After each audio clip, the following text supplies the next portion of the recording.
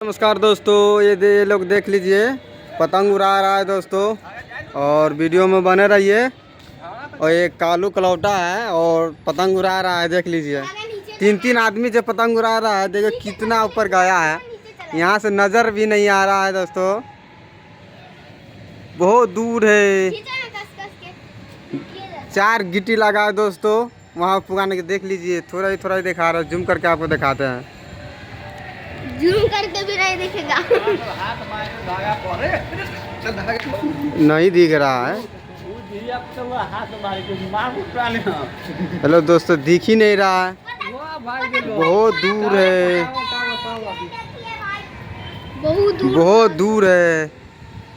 और यही पतंग उड़ा रहा है, देख ले। 3 आदमी है और मुरारी है और एक सुनील है। यही उड़ाया था शुरुआत में।